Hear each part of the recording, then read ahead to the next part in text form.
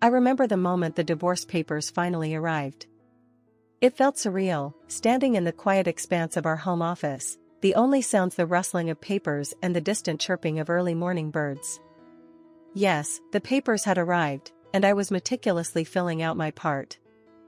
"All right then, you go ahead and submit it as soon as possible." Travis's voice was cold, almost indifferent through the phone. "I'm going to remarry soon. I should have divorced such a loser much earlier." His words stung, not because they were unexpected, but because of the sheer dismissal they carried. I had always known Travis was harsh, but hearing him speak so cruelly made me regret my slow decision-making. I had pondered over this divorce for too long, hoping against hope for a change that never came. After telling my children, Kent and Samuel, about the divorce, I had steeled myself to quickly submit the papers. But they stopped me. "It isn't the time yet," Kent said with a maturity that belied his years, while Samuel nodded in agreement beside him.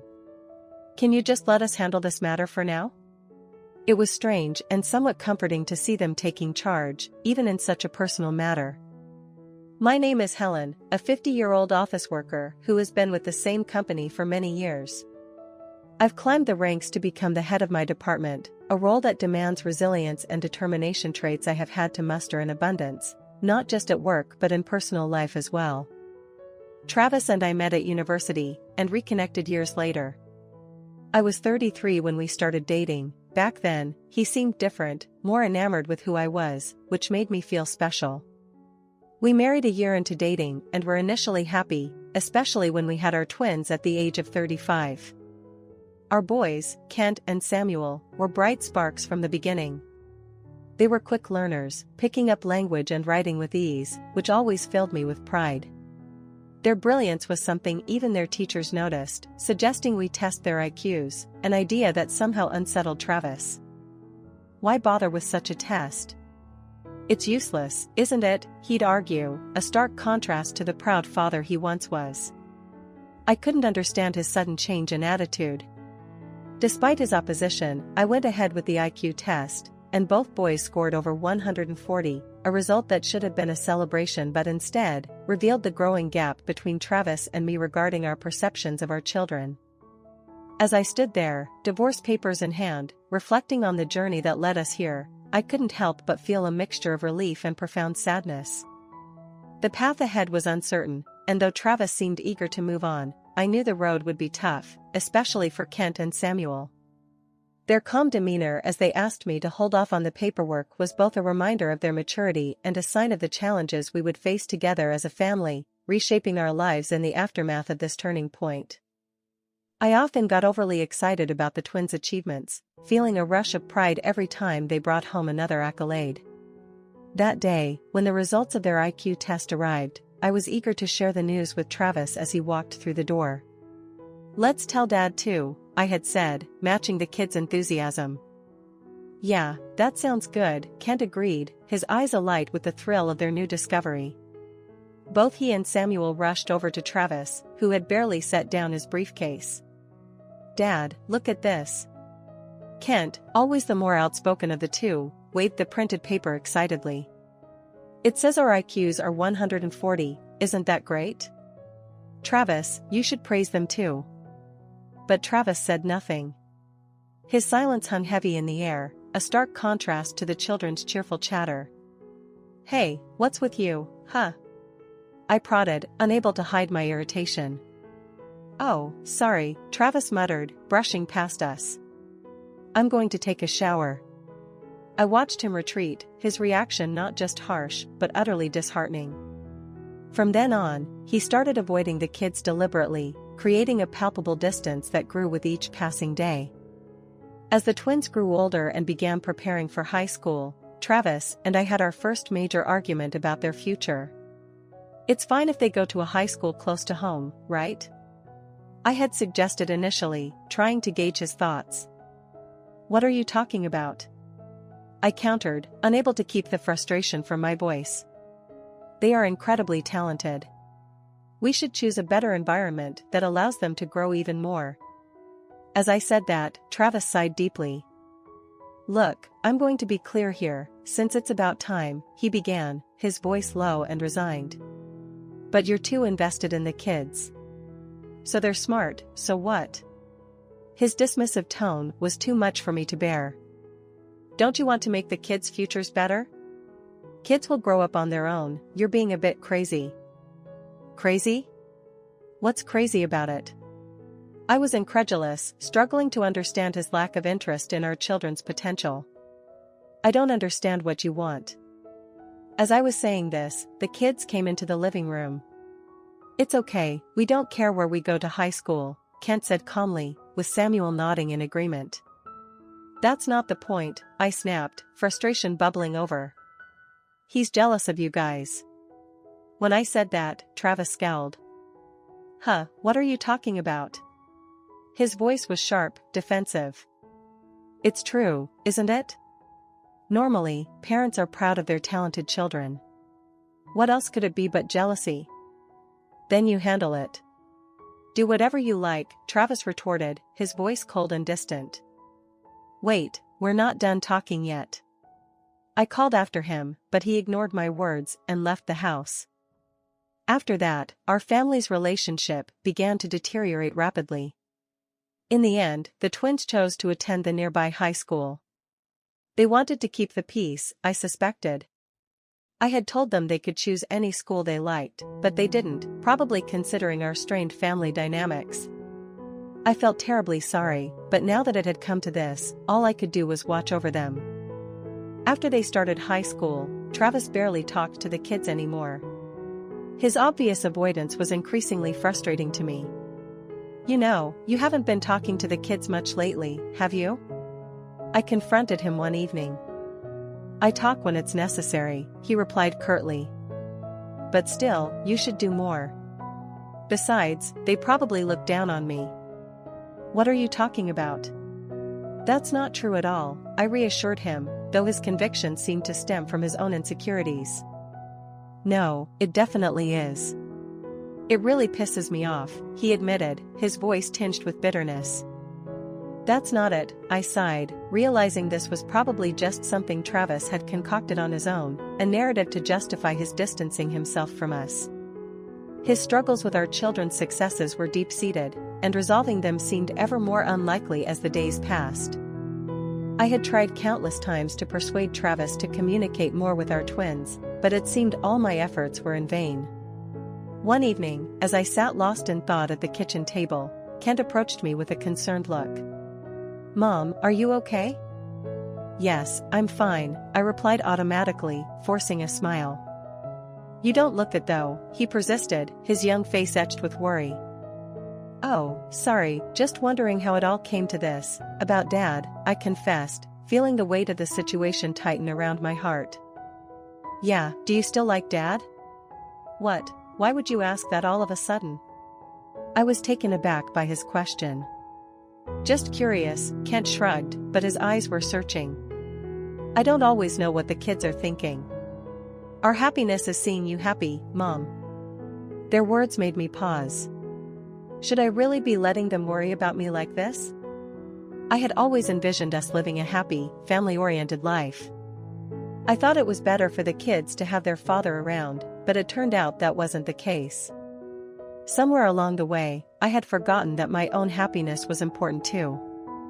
And now, as they were in high school, Travis's behavior was only getting worse. He wasn't just avoiding conversation, he hardly came home. He would come home late on weekdays and leave early on weekends. Are you really that busy with work? You're gone all day, even on weekends, I confronted him one evening when he was briefly home. What I do is my own business. Who do you think supports this house? He retorted, his tone sharp and dismissive. That's not what I'm talking about. Don't you understand what I'm trying to say? I tried to reach him, to bridge the growing gap between us, but he just shrugged off my concerns. I'm not usually quick to anger, but this really got to me, I told him, frustration building. Since we're being honest, you're becoming increasingly unattractive. Thinking I once admired someone like you feels like a dark part of my history. I never thought you could be such a man. What? Say that again, he sneered, his face reddening. I'll say it as many times as I need to. You were so much more handsome when we first met. Now you've gained weight, you look terrible, you're rude, and your personality is awful. There's not a single good thing about you. Shut up. His voice rose sharply, and in a sudden outburst of anger, Travis threw the glass he was holding in my direction. It hit the wall, shattered, and scattered. The beer inside splashed over the walls and the floor. What are you doing? I can't believe this, I exclaimed, shocked by his aggressive act. Shut up, just clean that up, he said coldly, then stormed out of the house. Stunned, I stood there looking at the pieces of broken glass scattered on the floor. Mom, are you okay? Wow, the glass. I need to clean it up right away, I murmured, moving to fetch a broom. No, you might get hurt. Mom, we'll clean it up, Samuel insisted, his voice firm. Snapped back to reality by my children's voices, I prepared a broom while they wiped down the floor and walls with a cloth. Despite the harsh words and misunderstandings, I had always dreamed of spending my days in a happy family setting, but the reality was proving to be far different from what I had hoped. I had always wanted to cling to that slight hope that things might improve, but deep down, I knew that day might never come. You should rest for now, Mom, Kent said gently, his voice cutting through my thoughts. Yeah, you've done enough, Mom. Leave the rest to us, Samuel added. What do you mean? I asked, assuming they meant the chores. Certainly, I couldn't handle them in my current state of mind, I thought to myself. Feeling drained and defeated, I sighed, sorry, then I'll go to rest now. With that, I went to my bedroom and lay down on the bed. As I closed my eyes, I could hear the kids talking outside the door. I couldn't make out the exact contents of their conversation, but soon, fatigue overcame me, and I fell asleep. After a while, I was awakened not by the alarm but by Travis's loud voice echoing through the house. Hurrying toward the source of the noise in the living room, I saw Travis was in a frenzy. Hey, where's the smartphone that was here? How would I know? Then you help look for it, he was saying, his tone frantic. The kids, rubbing their eyes, got up and, what's going on so early in the morning? Samuel yawned. I woke up because of the loud voices. Dad's phone is missing, Kent explained, looking puzzled. Phone? Yeah, Kenton, Samuel, do you know anything? No, we don't. We didn't even know when Dad came back home, they replied in unison. Just look for it, Travis urged, his voice edgy. His panic seemed extreme, even for a lost phone. Despite searching everywhere, it was nowhere to be found. Then, Kent spoke up, it was under the sofa. When we moved the sofa, indeed, there was the smartphone. Wow, it's that late already, Travis muttered, grabbing his phone and rushing out as if fleeing the scene. After confirming he had left the house, Kent and Samuel were laughing. Was there something funny? I asked, puzzled by their reaction. No, nothing special. Just thought he was really panicking at that moment, Kent replied, still chuckling. I had no idea that such a routine scene of searching for a smartphone could lead to what was coming. Come on, you two, eat quickly or you'll be late, I urged as time passed. The kids were now seniors in high school, and college entrance exams were approaching fast. Today was the day the mock exam results were due. How did it go, huh? I asked when I saw them after school. Oh, all 100% as expected. Well, this level is easy for us, they both said nonchalantly. Both of them scoring all 100% on the mock exams was truly impressive. They were well within the acceptance range for top universities. I had been secretly saving for their tuition because, honestly, I couldn't rely on Travis. Each month, I'd deposit a part of my salary into a special account. With this, the kids could afford any university they chose to attend without any financial issues. But then, I noticed something alarming.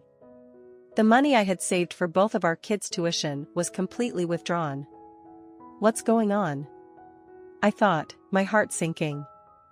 When I checked the withdrawal date, it was a week ago. That was the day Travis said he was visiting his parents. I immediately called my mother-in-law, holding my breath as the line rang. "Hello, oh Helen, it's been a while, what's up?" she greeted warmly. I hesitated, unsure how to begin. "I was just concerned about something from about a week ago," I started, my voice shaking slightly. Admitting that calling was the right move, I bluntly asked if Travis had visited them last week as he claimed. "Sorry for calling out of the blue," I added quickly.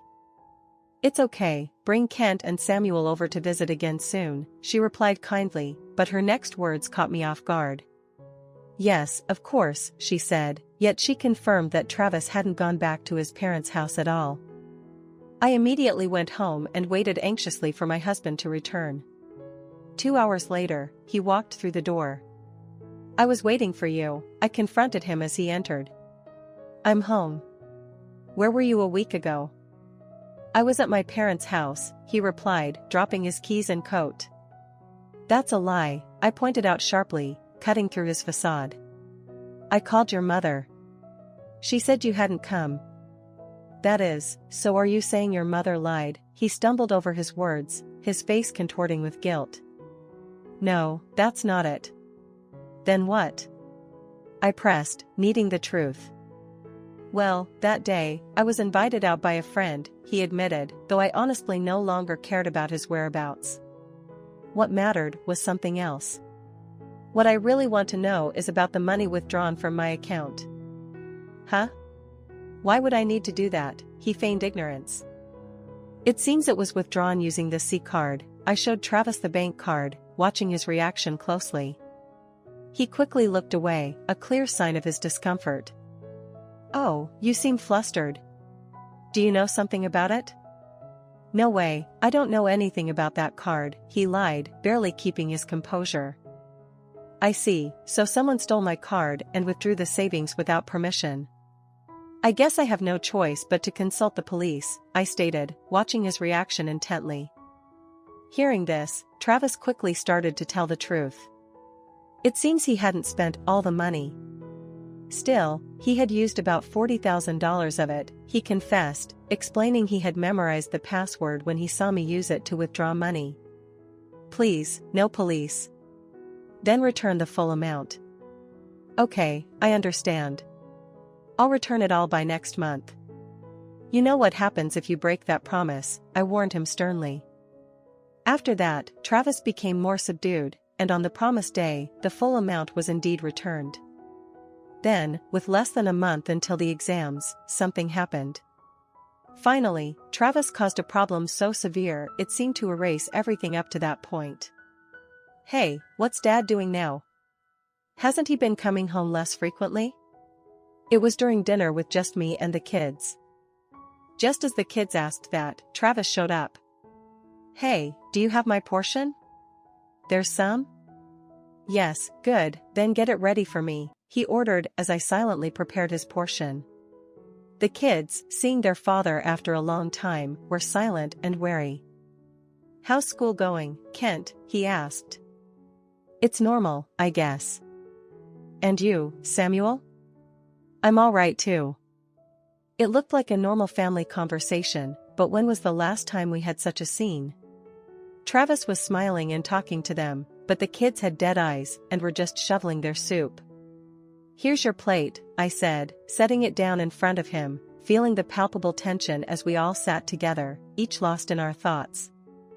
I interrupted their talk by placing Travis's dish in front of him. The kids had finished eating by then, so I prompted them to return to their rooms. "Hey, we were still talking. What are you trying to do?" Travis protested, a hint of annoyance in his voice. "What?" "I just wanted to talk to the kids," I responded, a little confused. "It's strange for you to suddenly do this after avoiding communication for so long." "It's really just that," he replied flatly and then silently ate his meal before going off to sleep. His behavior had shifted recently, he started coming home earlier, which made me suspicious of his motives. 2 days later, it was my birthday, and Travis did something completely unexpected. "Happy birthday, Helen," he said warmly as he handed me a bouquet of yellow roses. "Ah, thank you," I replied, genuinely surprised. "I also bought a cake, so let's eat it together." As the kids are growing, I got a whole cake. While we were setting up the celebration, the kids came back into the room. "Happy birthday, Mom." "This is from us," they cheered. Was I dreaming? For the first time in a long time, Travis was kind, and the kids seemed genuinely happy to celebrate my birthday. This was the family harmony I had longed for. Had Travis finally reflected on his behavior? Maybe we could build a happy home again. But the next morning, Travis was gone.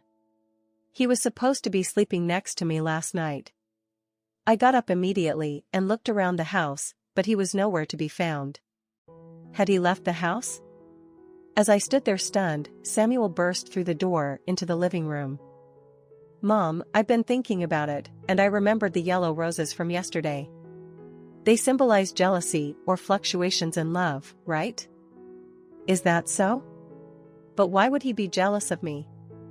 I mused aloud, my mind racing. "I don't know, but Dad's gone, right?" At that moment, I realized I had been abandoned. Maybe yesterday was meant to be a sort of last supper. Perhaps he waited until my birthday to execute his plan. Later, Travis seemed to have been laying groundwork everywhere, and I was called into the office because of an accusation of me having an affair. I managed to clear up the misunderstanding with a polite explanation. When I got home, I received a call from my mother-in-law. "What have you done?" "An affair is just despicable," she accused. "Please wait, I would never do something like that." "That's enough. I want nothing to do with you from now on," she hung up unilaterally. It was 2 weeks later when Travis called. We were considering various things, including divorce. "Are you doing okay? Thanks for everything up to now." "What have you done?" "I've been supporting you all this time." "I deserve some freedom," he claimed, his tone cold. What does he mean by supporting? I work too, and I actually earn more than he does. Are the kids even mine, or are they someone else's? The question, although outrageous, stung with the bitterness of our fractured relationship. As these thoughts swirled through my mind, I realized the depth of the betrayal and the monumental task ahead of reconciling my shattered trust and our family's future. "I won't be mad, just tell me the truth. Don't insult those kids anymore. If you want to leave, then just go," I told Travis firmly during our phone call. His response was a loud laugh as he hung up. A few days later, the divorce papers arrived. Travis called again. "Did the divorce papers arrive?" "Yes, I'm filling out my section right now." "Good, then make sure you submit it soon." "I'm planning to remarry soon," he said, his voice indifferent. He added, almost boastfully, "Surprised? She's 15 years younger and much prettier than you." "Huh, good for you. You're not surprised?" "Not really. I don't care what you do anymore." "Well, alright then." With that, Travis ended the call. I should have divorced such a loser much earlier. I regretted my slow decision-making. After telling the kids about the divorce, I decided to quickly submit the divorce papers. However, the boys stopped me. "It's not the right time yet," they said. "Can we handle this matter for now? We won't let you regret it." I hesitated to let my underage sons take on such a task, but their faces were dead serious. Without saying a word, I found myself nodding in agreement. A week later, I received a notification about Travis's remarriage along with a wedding invitation. What a despicable man. Then the boys came up with a proposal after seeing it. "Mom, we're going to cause a huge scene and get back at him." "What? What are you planning?" "Don't worry, we've thought it through. There won't be any problems." The way my sons exchanged looks and smiled sent a chill down my spine. After all, the two are twins with an IQ of 140. Their perfect understanding of each other and high intelligence could have been what Travis feared. But I had made up my mind too. I trust you too, just make sure it's thorough enough that he can't recover from it. Leave it. On the day of the wedding, the boys went to the venue full of life. I parked the car in front of the venue and waited. Samuel, the younger twin, was holding an envelope. It seemed there was some kind of surprise planned. About 2 hours later, I received a call from Samuel. Hello, is something going on? Yeah, actually, it's about to get messy. I'm switching to video call. Then the wedding reception appeared on my screen. Mom, can you see? Yes, I can see. Just watch, we're about to wreak havoc. I watched anxiously, wondering what was about to unfold. It seemed like the bride was about to read a letter to her parents, with photos shown on a large screen behind her. But as the bride started to read her letter, the screen showed Travis and an unidentifiable woman in a compromising situation. She was certainly not the bride. As the video continued, it shifted to display various other women. How despicable is this man? It appears he has been involved with these 5 women, ultimately narrated my sons. Mom, did you see? Yes, but how did you manage to set up this video? We'll find the right moment, but there's more to come. Then the video dramatically changed in tone. I recognized Kent and Samuel's voices immediately, even though they were wearing masks to hide their faces. The groom here is about to get married, yet. They began, revealing more of Travis's secrets, ensuring that everyone present at the wedding understood exactly the kind of man Travis was. He's involved with 5 women other than his bride, but that's not all. This man is a criminal for committing bigamy. At that moment, I realized why the boys had insisted on not filing for divorce yet. It was all for this. When the video ended, the venue was in complete panic. The bride lunged at Travis, looking like she might hit him any moment. Shall we put the final touch on this? The boys then walked over to Travis. Is this what you're doing? Come on, Dad, you're not in any position to be angry, they confronted him. Exactly, you're the one who should be criticized. By the way, Mom is watching all this via video call. Mom, do you want to say something? You are pathetic. Well, it was a fitting wedding for a lousy jerk like you. Alright, Kent, satisfied? Let's go home, Samuel said. Yeah, Mom is waiting for us. Even my mother-in-law was briefly visible at the edge of the screen, her face looking like the end of the world. Well, she had it coming. The kids came back to the car, beaming. Great job, that was impressive. I feel so relieved. But where did you get that footage? Oh, that. I was stunned by the boy's explanation. It turns out Kent was curious about what Travis was doing when he wasn't home. To find out, he developed an app himself and installed it on Travis's phone the day Travis was fussing about it being lost. But you weren't noticed? Dad sleeps so deeply, it was easy to take his phone. And that's not all. We made it so we could pull data from the smartphone to our computer. We found so much evidence of his affairs it was almost funny. These kids are incredible. The next day, Travis came to our house, furious. What the hell is this? He was holding an envelope. Oh, you looked inside. It was a letter with photos and contact details of his affairs, apparently sent to his parents' home. It seems that he had sent it to his in-laws' house. You really did it now. Thanks to you, I've been kicked out of the house. Well, you brought it on yourself, Dad. Right, and remember you spread lies at my workplace, didn't you? It didn't work, but I could sue you for defamation. So what are you here for? We are still married, right? Ken mentioned something about bigamy yesterday. Oh, that. Too bad, I filed it yesterday. You and I are strangers now. Damn you, you've ruined everything. You're the one joking, right? You probably came to me because you're being sued by your spouse too. He seemed struck by the accusation, his mouth opening and closing without a sound. Oh, right, and you're a criminal, after all, Kent said with a laugh from the side. Samuel chimed in, laughing, you better leave quickly if you don't want to get caught. Travis left looking frustrated, almost fleeing. After that, I contacted a lawyer to communicate further with my ex-husband. Travis is now living in a shabby apartment, mostly paying his earnings towards child support, leading a life of poverty. Truly, he brought this on himself. Meanwhile, the kids each got into their first-choice universities. I continue to work hard, managing to pay their tuition fees without any problem. Moving forward, I plan to keep working hard for my children.